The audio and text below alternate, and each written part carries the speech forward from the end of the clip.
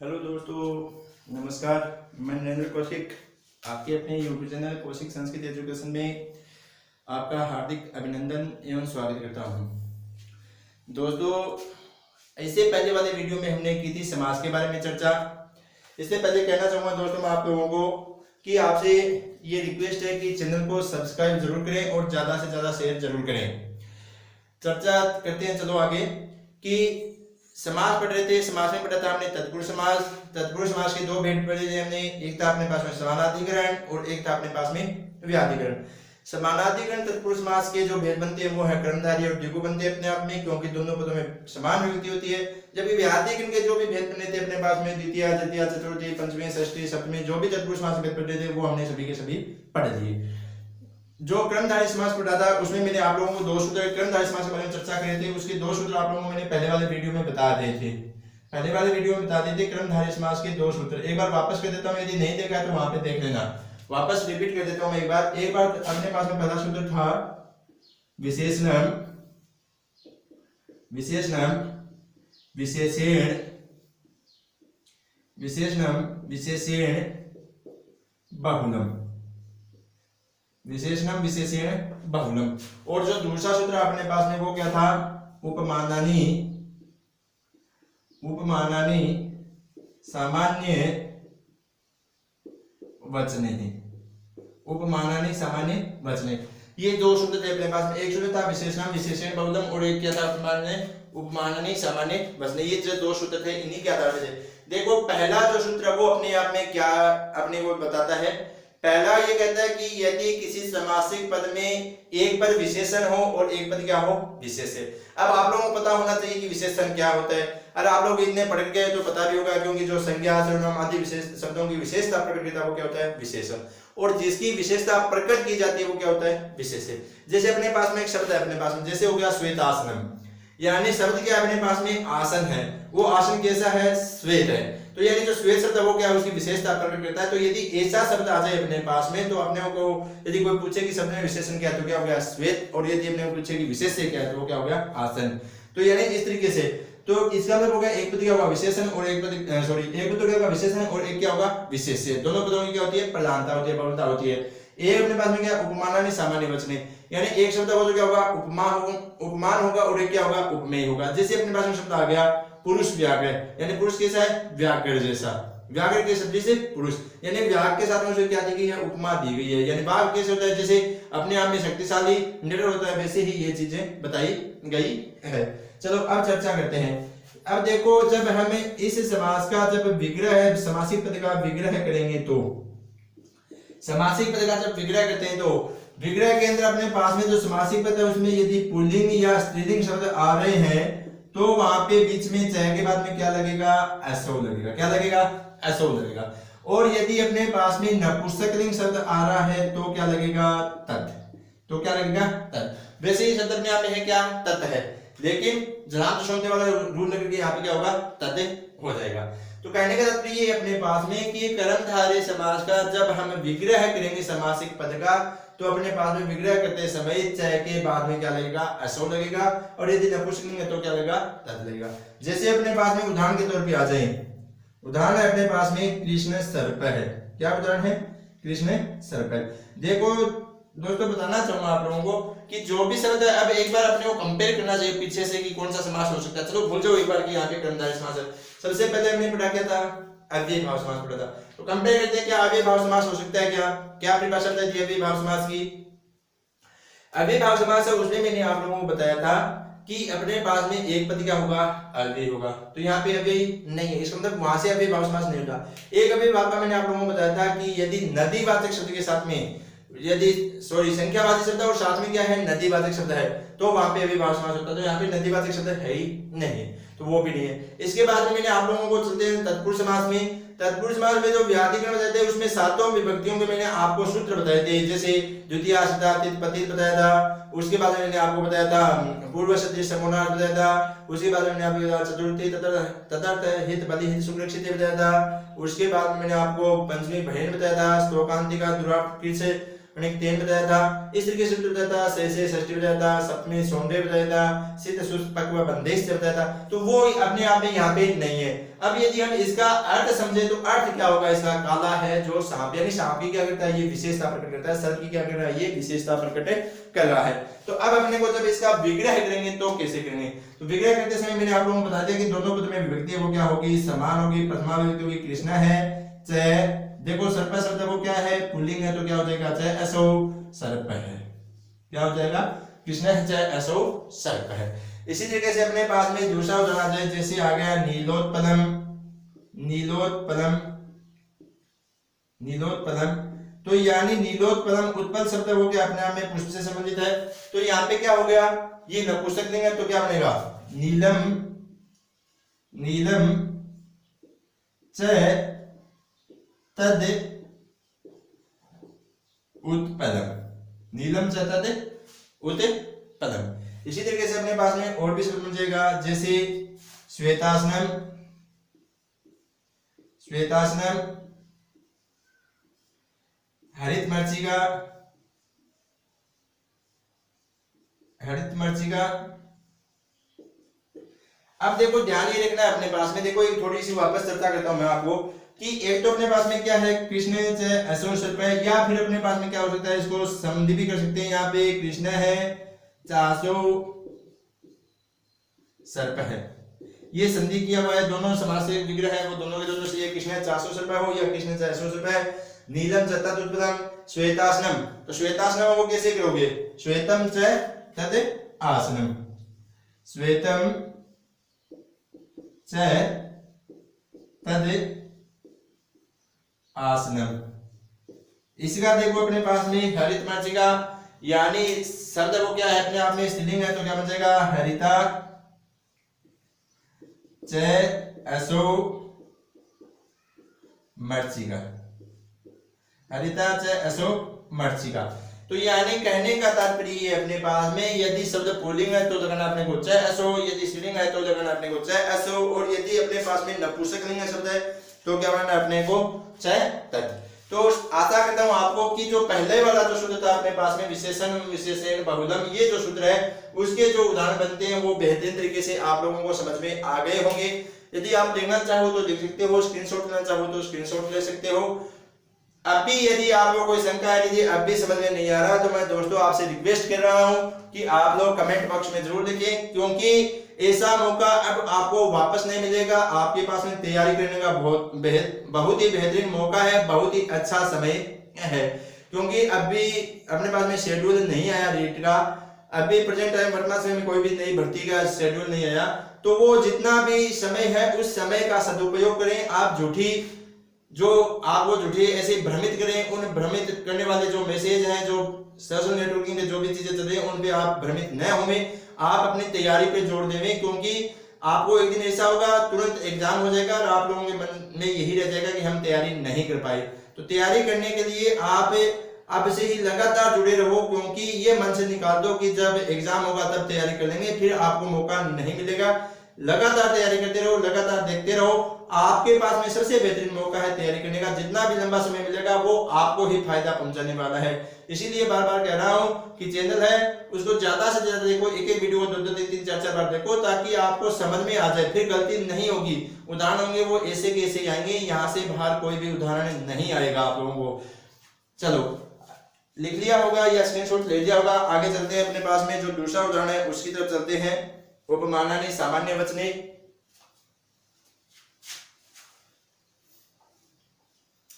उपमानानि सामान्य वचने, इसमें चलते हैं। देखो कोई ज्यादा हार्ड नहीं है, ये भी बहुत ही इजी है, कोई भी ज्यादा समस्या नहीं होगी। यहाँ पे क्या देखो, यहाँ पे समझना ये अपने को विग्रह करते समय जो उपमावाची जो शब्द है, उस उपमावाची शब्द के बाद में क्या लग जाएगा, इव लग जाएगा। क्या लग जाएगा, इव लग जाएगा। जैसे अपने पास ये शब्द आ गया पुरुष व्याघ्र है, शब्द क्या आ गया, पुरुष व्याघ्र है, पुरुष व्याघ्र है। तो अब हम इसका जब विग्रह करेंगे तो क्या करेंगे, पुरुष है व्याघ्र है इव, पुरुष है व्याघ्र इव। अब देखो अपने पास में वही शब्द यदि अपने पास में ऐसे आ जाए व्याघ्र पुरुष है, तो क्या करोगे, व्याघ्र पुरुष है, यदि ऐसा आ जाए तो क्या करोगे भाई, यदि व्याघ्र पुरुष आ जाए तो क्या करोगे, तब अपने को करना क्या है, व्याघ्र है इव पुरुष है, पुरुष है। तो कहने का तात्पर्य ये अपने पास में जो इव शब्द है वो क्या होगा, उपमावाची जो शब्द होगा, उपमान जिसको बोलते हैं, वहां पे अपने पास में ये लगेगा।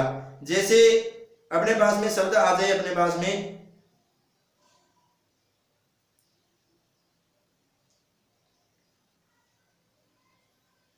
मुखार बिंदम, शब्द क्या है, मुखार बिंदम, मुखार बिंदम, मुखार बिंदम, तो क्या बनेगा, मुख है अरविंदम, अरविंदम इव।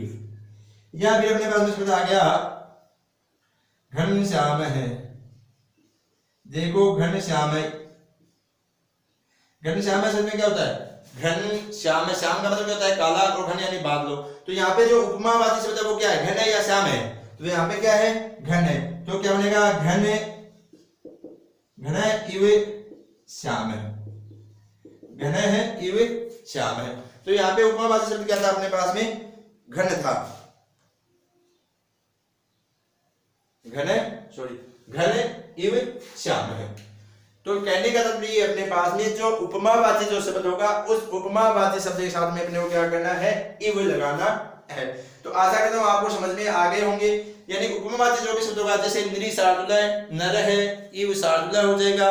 या फिर आ गया जैसे अपने पास में चंद्रमुखी, चंद्र है इव मुखी हो जाएगा।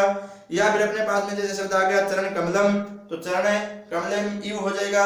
या फिर अपने पास में शब्द आ गया जैसे राम नारायण है, तो राम नारायण है इव राम नारायण के समान। तो कहने का तात्पर्य ये अपने पास में कि जो वहां पे जो शब्द था अपने पास में विशेषण, विशेषण, तो वहां तो क्या था अपने पास में चाहे असुर करना था, और इसमें क्या करना अपने को, उसमें करना अपने को उपमावाची शब्द है उसके साथ में क्या करना है, इव लगाना है।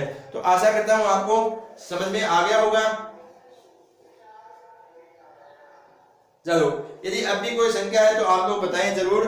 अब देखो एक और चर्चा करना चाहता हूं आपको साथ में कि दो शब्द है, उसमें इव के स्थान पे एव भी हो सकता है। जैसे विद्या धनम, जैसे अपने पास शब्द है विद्या धनम, देखो ये विद्या धनम, यदि इस शब्द का यदि अपने आप में विग्रह पूछे तो क्या होगा, विद्या एव धनम होगा, विद्या ही धन है, विद्या एव धनम।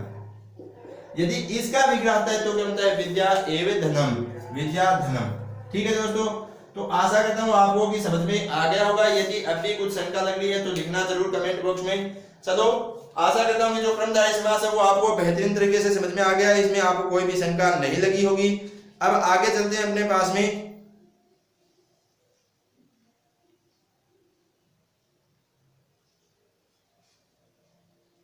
स्क्रीनशॉट लेना चाहो स्क्रीनशॉट ले सकते हो, लिखना चाहो तो लिख सकते हो। चलो आगे चलते हैं अपने पास में। आगे है द्विगु समास। देखो अपने पास में समास तो आप जब जैसे बुक में देखोगे तो और भी मिलेगा, जैसे कोगति प्रादय है, वो जो समास मिलेंगे वो अपने रीड के लिए इतने अपना इंपॉर्टेंट नहीं है, इसलिए वो नहीं करूंगा। आगे जरूरत पड़ेगी तो वो चीजें मैं वीडियो में आगे करवा दूंगा। अपने का पहला ये जो है यहाँ पे जो आधार है वो क्या है, अपने आप में रीट है। क्या है, रीट का एग्जाम है, सीटेट का एग्जाम है, तो उसमें इतना हेवी नहीं पूछते, उसमें इतना नहीं पूछते। जैसे कोटा, युति, स्तोक, कतिपय, गोगृष्टि, धेनु, बसा, वस्कैनी, ये जो क्रमधारय की है ये अपने आप में, लेकिन ये रीड के लिए इतने इंपॉर्टेंट नहीं है। हाँ, यदि हम आधार सेकंड ग्रेड फर्स्ट ग्रेड करते हैं तो वो चीजें सभी करवाता। हाँ, यदि फर्स्ट ग्रेड सेकंड ग्रेड वाले भी देख रहे हैं इन वीडियो को तो उनको बताना चाहूंगा, जब भी आपका कोई ना कोई नोटिफिकेशन या सूचना आएगी भर्ती से संबंधित, तब मैं वो भी चीजें आपको उपलब्ध कराऊंगा, वो सूत्र भी वापस आपको बताऊंगा। लेकिन यहाँ पे आधार क्या अपना रीड का है, रीड के बेस के ऊपर रीड वाले सभी हैं उसमें, तो उनके लिए है अपने पास में, उनको कुछ ज्यादा बटन नहीं करना है, उनको केवल नंबर 30 आ जाए ऐसा ही कुछ करना है। अब चलो आगे चलते हैं अपने पास में द्विगु समास। आगे कौन सा है अपने पास में, द्विगु। आगे कौन सा समास है, द्विगु समास। द्विगु समास, देखो द्विगु समास है, सभी को आसानी लगता है भी आसानी। सूत्र क्या अपने आप में, संख्या पूर्वो द्विगु, संख्या पूर्वो द्विगु। बहुत ही इजी अपने आप में, संख्या पूर्वो द्विगु। यानी इस समास में क्या होता है, पूर्व पद क्या होता है, संख्यावाची होता है। क्या होता है पूर्व पद, संख्यावाची होता है। जैसे अपने पास में यदि कोई पूछ भी ले भाई कि द्विगु समास क्या है, यदि अपने पास में द्विगु समास पूछ ले तो उसका विग्रह क्या बनता है। देखो सबसे पहले बता देता हूं मैं, द्विगु समास का जब भी विग्रह करेंगे तो विग्रह बनेगा षष्ठी विभक्ति में। कौन सी विभक्ति में बनेगा, षष्ठी विभक्ति में। अब उसमें अपने को देखना ये है कि वहां पे शब्द कौन कौन से हैं, एक वचन, द्विवचन, बहुवचन, जो भी शब्द होंगे उसके अकॉर्डिंग बनेंगे। चलो जैसे यदि आपको कोई पूछ ले कि द्विगु समास में क्या है, अब देखो इसके साथ में मैं आपको विग्रह करना भी बता दूंगा। जैसे कोई पूछ ले द्विगु समास में, द्विगु शब्द है, उस द्विगु शब्द में भी कौन सा समास है। तो यदि द्विगु शब्द में कोई पूछ ले तो द्विगु शब्द में कौन सा समास है, द्विगु ही समास है। कैसे बनेगा द्विगु समास का विग्रह, कैसे बनेगा, द्वयोः गवोः समाहारः, द्वयोः गवोः समाहारः। तो मैं यही बता रहा था आप लोगों को कि यहाँ पे क्या अपने आप में ये द्विवचन है, क्या है अपने आप में द्विवचन है। तो यहाँ पे जो अपने को जो शब्द बने वो क्या बने, षष्ठी विभक्ति के द्विवचन बन गए और आगे क्या लिख दिया, समाहार लिख दिया।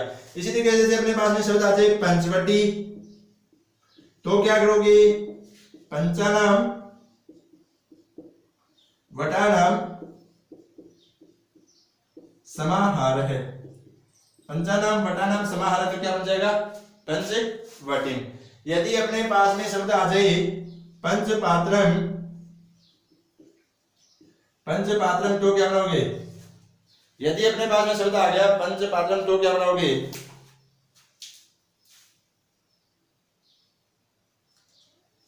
तो क्या बनाओगे, पंचानाम पात्राणाम। यदि अपने पास में शब्द आ गया त्रिरात्रम, शब्द क्या आ गया अपने पास में त्रिरात्रम, तो त्रिरात्रम का जो विग्रह बनेगा वो क्या बनेगा, तिसृणाम, क्योंकि 1 2 3 4 ये जो चार संख्या है इनकी तीनों लिंगों में चलते हैं। एक है एका, एकम, द्वे द्वे, फिर द्वे द्वे होता है, त्रय है, तीसरा है त्रीणी होता है। इसी तरीके से अपने पास में तो यानी ये शब्द चलेगा नपुंसकलिंग में तिसृणाम, रात्रिनाम समाहार है, क्या बनेगा, तिसृणाम रात्रिनाम समाहार। इसी तरीके से यदि नवरात्रि में जाएगा तो क्या बनाओगे, नवानाम रात्रिनाम समाहार है। इसी तरीके से यदि अपने पास में शब्द आ गया शताब्दी तो क्या बनाओगे, यदि शब्द आ गया अपने पास में शताब्दी, शब्द क्या आ गया अपने पास में शताब्दी, तो क्या बनाओगे, शताम, अर्धानाम, शताम अर्धानाम समाहार है, शताम अर्धानाम समाहार है, क्या बनेगा, शताब्दी। या फिर अपने पास में शब्द आ गया अपने पास में पंच गंगम, तो क्या बनाओगे, यदि शब्द आ गया अपने पास में पंच गंगम तो क्या बनाओगे, पंचानाम, पंचानाम गंगानाम, पंचानाम गंगानाम समाहार है। यानी कहने का तात्पर्य ये अपने पास में जो भी विग्रह होगा वो क्या होगा, षष्ठी विभक्ति में बनाना है और समझना है। आशा करता हूँ आपको कि बेहतरीन तरीके से समझ में आ गया होगा। स्क्रीनशॉट लेना चाहो तो स्क्रीनशॉट ले सकते हो, लिखना चाहो तो लिख सकते हो। दोस्तों ये याद रखना, ये जो शब्द है वो शब्द द्विगु समास का नहीं होता। ये जो शब्द है ये शब्द है ये द्विगु समास का नहीं है। इसमें चाहे पहला संख्यावाचक शब्द हो, लेकिन संख्यावाचक शब्द के साथ में क्या है, यहाँ पे नर्दीवाचक शब्द है। तो यदि ये हो जाएगा तो आपको क्या करना है, वहां पे अव्ययी भाव समास करना है। कौन सा करना है, अव्ययी भाव समास करना है वहां पे, न कि द्विगुना, क्योंकि संख्यावाचक शब्द के साथ में यदि नर्दीवाचक शब्द आता है तो वहां पे क्या होता है, अव्ययी भाव समास होता है। आशा करता हूँ कि बेहतरीन तरीके से आप लोग क्रमधारय व द्विगु समास समझ में आ गए होंगे। यहाँ पे आधार अपना रीड का है, इससे ज्यादा आपके लिए नहीं आने वाला है।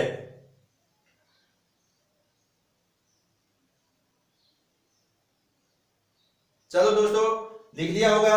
आशा करता हूं कि आपको आज का पढ़ाया हुआ अच्छा लगा होगा, समझ में भी बेहतरीन तरीके से आ रहा होगा, ऐसा मेरा विश्वास है। क्योंकि मैं अपने आत्मविश्वास के साथ तुम्हें समझा रहा हूं, आपको पढ़ा रहा हूं और मेरे खुद को ये विश्वास है कि हाँ आप लोगों को समझ में आ रहा है।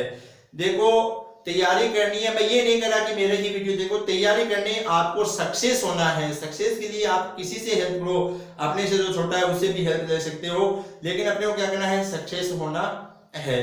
चलो दोस्तों, समझ में आ गया होगा। चैनल को सब्सक्राइब करें, ज्यादा से ज्यादा शेयर करें। धन्यवाद।